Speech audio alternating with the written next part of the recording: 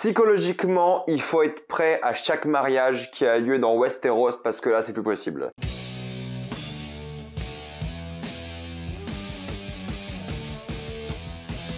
House of the Dragon, épisode 5. Contrairement à d'habitude, il n'y aura que des spoilers dans cette vidéo, donc si vous n'avez pas vu les 5 premiers épisodes de House of the Dragon, cette vidéo n'est pas faite pour vous et revenez plus tard. Et oui, c'est fini, c'est la fin, on ne reverra plus ces deux actrices, Rhaenyra et Alicent, elles vont être changées dans le prochain épisode. Elles ont été absolument spectaculaires et je vais être un peu triste de ne plus les voir, mais je pense que la relève sera très puissante aussi. Avant de commencer cette vidéo, j'aimerais remercier le partenaire qui vous permet de regarder cette série en une très bonne qualité, CyberGhostVPN et ses 38 millions d'utilisateurs et presque 5 sur 5 sur Trustpilot. En effet, si vous êtes comme moi, vous payez OCS, vous l'avez un peu dans le cul, j'ai envie de vous dire, parce qu'en fait, OCS ne propose que la version HD de la série. Et si vous êtes comme moi, vous avez une télé 4K, eh bien, il vous faut un VPN, il faut partir sur HBO Max Roumanie, choper un abonnement là-bas et regarder la série en 4K HDR, un pur plaisir. La qualité OCS est assez honteuse d'après moi, donc évitez-la le plus possible. En plus, vous serez en bien plus grande sécurité lorsque vous utilisez la Wi-Fi d'un autre endroit que chez vous, et même chez vous c'est utile d'ailleurs, que ce soit à l'université, à la bibliothèque ou même dans un hôtel, vous serez en bien plus grande sécurité et vous pouvez partager un compte avec 7 personnes différentes, ça qui est vraiment fort, et c'est disponible sur tous vos appareils préférés. En plus, c'est super simple d'utilisation, en quelques clics c'est fait sans aucun problème. Beaucoup me posent plein de questions sur CyberGhostVPN, mais en vrai, vous êtes satisfait à rembourser sous 45 jours, donc vous pouvez essayer. En plus de ça, vous avez une assistance technique en français 24h7. Utilisez le lien dans la description et dans le commentaire épinglé afin de vous abonner à CyberGhostVPN et obtenir 4 mois gratuits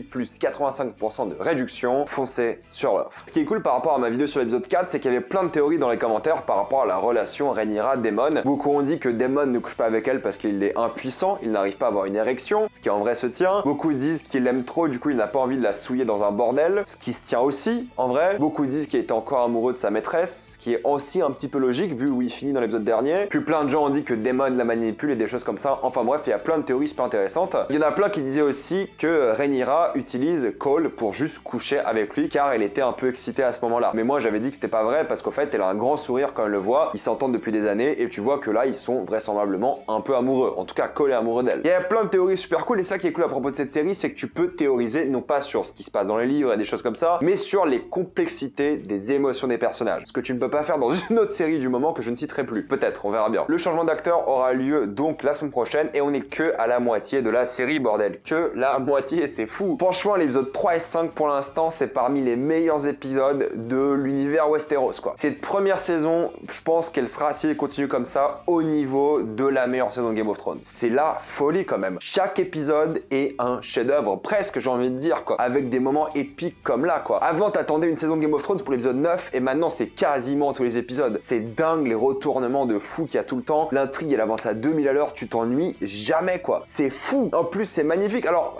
il y a quelques trucs à dire sur cet épisode-là en particulier. Je trouve que les effets spéciaux étaient beaucoup moins bien faits. Il y a un moment avec les dragons qui sont pas terribles et un moment avec des bateaux, tu vois que c'est clairement des effets spéciaux faits par ordinateur et ça fait très faux, je trouve. Il y a un step down en termes de qualité, mais honnêtement, j'échange le step down en qualité visuelle, en tout cas en effets spéciaux, pour la qualité de l'intrigue. Parce que les décors, il y a ce moment où ils sont sur la plage qui est magnifique. Le moment avec Rhea qui est splendide aussi, je trouve que les décors sont magnifiques. Les paysages dans lesquels ils ont filmé, la scène du mariage est splendide, éclairée presque à la bougie, t'as l'impression, c'est dingue. C'est magnifique, puis la musique, oh là là là là là là là, c'est la folie, quoi. Franchement, j'ai noté 3 fois sur mon téléphone, faut que j'écoute cette musique dans l'épisode, quoi. Parce que c'est dingue, la musique du mariage, moi j'ai halluciné. Vraiment, le mélange de tension et de joie qui était là, c'était fou. Les acteurs sont incroyables et ils ont tous un peu leur moment dans cette série, mais alors là, franchement, exceptionnel, quoi. Franchement, pour moi, Cole, l'acteur, il a pas eu le temps de s'exprimer, mais là, il a vraiment prouvé que c'est un bon acteur et je suis très content de l'avoir vu bien s'exprimer. Alicent, dans la scène entre les deux, incroyable. La réaction qu'elle a lors de la révélation est juste dingue. Les acteurs sont géniaux et ce qui fait cet épisode, ce qui rend cet épisode incroyable, c'est la tension. Parce que tout le long de l'épisode, tu sais qu'il y a le mariage qui arrive. Bon, déjà, quand c'est Game of Thrones, les mariages, t'as toujours un petit coup de stress. Mais là, tu sais qu'il arrive. Tu dis, bon, est-ce que l'épisode 5, il va rien se passer de génial, ça va, tranquille. Mais tu sais qu'il arrive et t'as quand même ce petit stress. Tu dis, on sait jamais. Et tout l'épisode, ça crée un peu de la tension. Tu dis, ok, il y a des retournements de situation, il y a un quiproquo là, une révélation ici, ça va mal finir. Ça va super mal finir et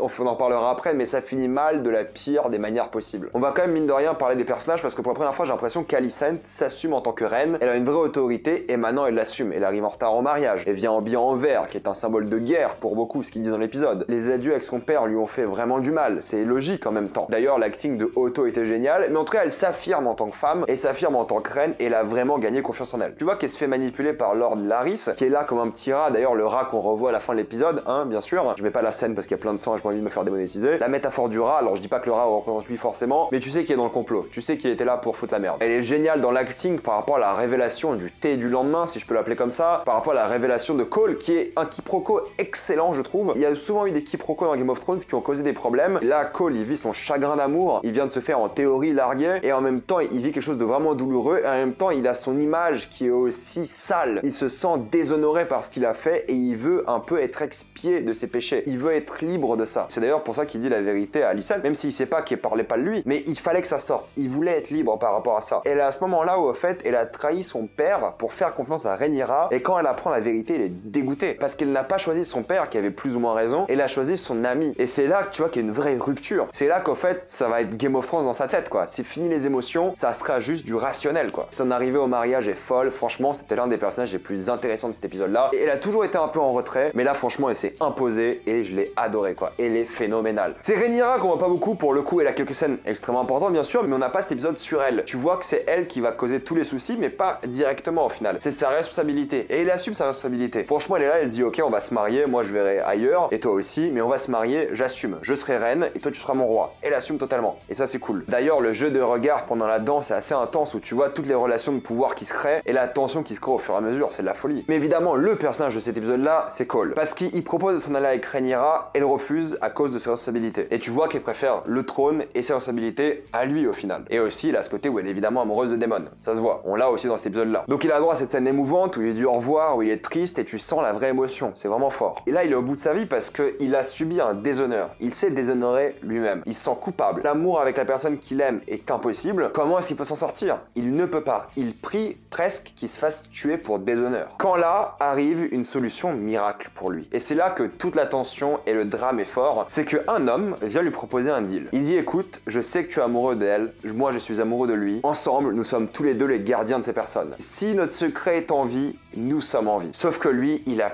pas envie d'être en vie. Et il a pas envie de voir ce mariage avoir lieu. Donc là, le mec vient de lui avouer que le mariage tient uniquement par ce secret. Et dans sa jalousie, tue cet homme devant tout le monde. Et personne réagit parce que c'est le commandant, donc on sait pas ce qu'il allait faire. Il ne brise pas le mariage. D'ailleurs, il accélère le mariage, ce qui est un peu ironique parce que j'ai l'impression que ce qu'il voulait faire, c'est briser ce mariage. Et il décide quand même de s'en aller. Il décide de se suicider. En tout cas, il essaye. Et je pense qu'on pourra débattre dans les commentaires de la complexité de ces émotions-là, ce qui se passe dans sa tête. Mais pour moi, il a vu une porte de sortie. Même si ça menait à son suicide ou sa mort, il a vu une porte de sortie parce qu'il en pouvait plus. Il veut presque mourir de chagrin d'amour. Et ce qui est triste, c'est que le mec qui est venu lui proposer ça, le Knights of Kisses, le chevalier des baisers, j'imagine en français, il est venu lui proposer une solution miracle qui était genre trop bien pour les deux parties, c'était nickel. Et vu qu'il ne connaît pas sa situation, qu'il est juste plein de chagrin, ça déconne. Franchement, c'est tellement bien écrit, c'est splendide. Ce moment-là, quand tu réalises ce que Cole va faire, oh là là, t'es pas bien, quoi. T'es vraiment pas bien. Bref, tout ça pour dire que c'est un épisode exceptionnel et qu'il y a d'autres personnages comme Daemon qui sont très peu présents. Mais voilà, il est venu foutre la merde, il a tué sa femme, il veut son héritage de Runestone, il veut marier Rhaenyra. Bref, il est venu foutre la merde, mais pas trop. D'ailleurs, la série essaie de te faire penser que c'est Daemon qui allait foutre la merde au mariage, mais tu sais que c'est pas lui, tu le ressens vu l'intrigue qu'il y a eu avant en fait.